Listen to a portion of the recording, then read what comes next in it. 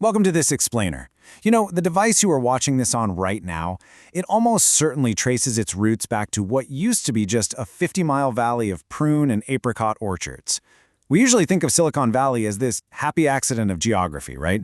Just a spontaneous, lucky clustering of geniuses. But actually, scratch that. It was a highly deliberate, really aggressive strategy designed to solve a very specific economic crisis. So what was the fatal flaw of the West Coast before Silicon Valley? Well, picture this. In the early 20th century, the Santa Clara Valley was pretty much just a rural agricultural corridor. People literally called it the Valley of Heart's Delight, and it pumped out a massive chunk of the world's dried fruits. But underneath that pristine, sunny surface, there was a fatal macroeconomic flaw, one that threatened to keep California permanently dependent on the East Coast.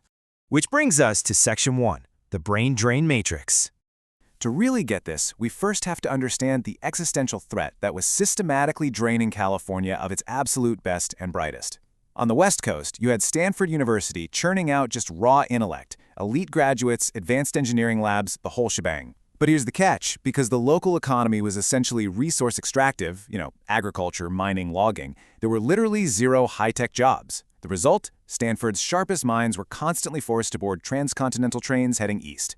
They were essentially exported to become cogs in the secure industrial monopolies of New York and New Jersey.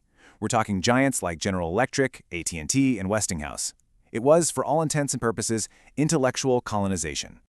Moving on to Section 2, smashing the ivory tower.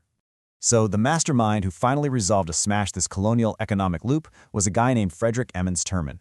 At the time, higher education was totally dominated by the East Coast's ivory tower philosophy. You know the vibe. Academic prestige meant being this detached monk of science, pursuing pure theory far, far away from the transactional marketplace. Well, Terman, who was Stanford's dean of engineering, completely rejected that isolation. No way was he playing that game. Instead, he forced a radical pivot. He decided faculty would become corporate advisory catalysts, and graduates, they'd become equity-holding founders. He realized that pure science was incomplete until it was actually commercialized. His message to his students was crystal clear. Do not go east to work for a monopoly. Stay right here and build your own. And that leads us to Section 3, the garage experiment. Now, Terman needed a test case, and the brain drain had already almost claimed his two absolute star graduate students, William Hewlett and David Packard. Packard had actually already accepted a super secure job at GE in New York, and Hewlett was just kind of floating between odd jobs in California. Refusing to let this generational talent slip away, Terman engineered Packard's return with a specialized fellowship. Then, and this is wild, acting as arguably the world's very first tech venture capitalist, Terman arranged a commercial loan from a local bank so the guys could buy manufacturing equipment. In that massive unicorn-making seed round, exactly $1,000. He basically commanded them to form a commercial partnership and set up shop in this tiny 12 by 18-foot wooden garage at 367 Addison Avenue. Working out of that little space, they built a truly revolutionary piece of tech, the Model 200A audio oscillator, which was brilliantly stabilized by a simple Paralight bulb. But Terman didn't just stop at seed funding. Oh no, he leveraged his own professional network to land them their very first enterprise client, Walt Disney Studios. Disney actually bought 8 of these oscillators to calibrate the advanced sound systems for the movie Fantasia.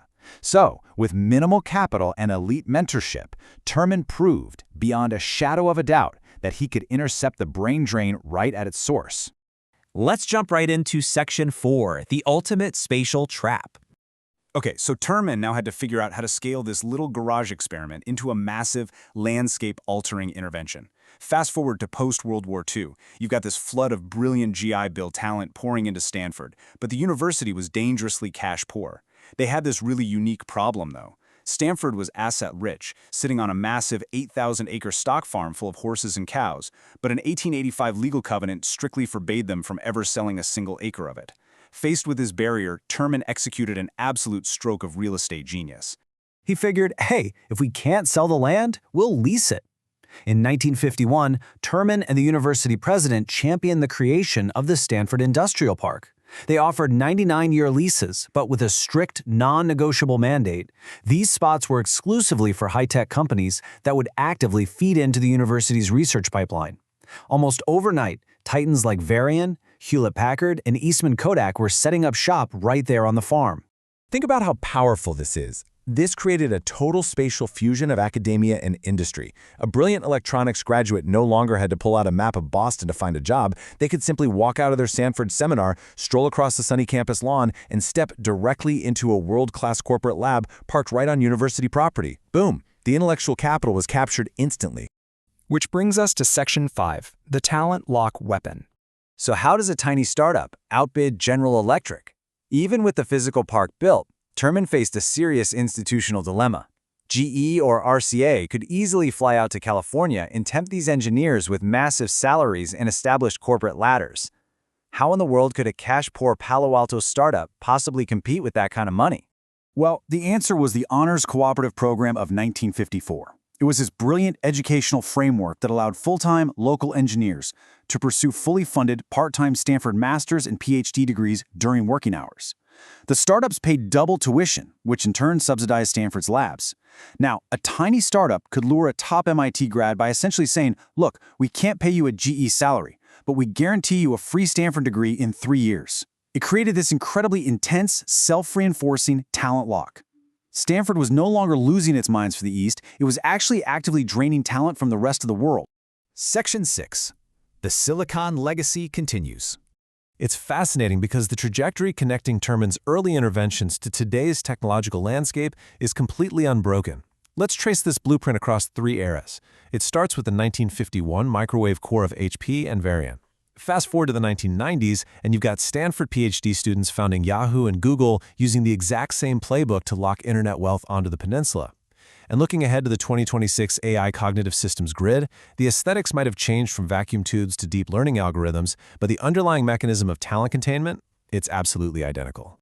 Even today, as the geography shifts slightly north into the dense urban grid of San Francisco, which a lot of folks are now calling Cerebral Valley, the core dynamic persists.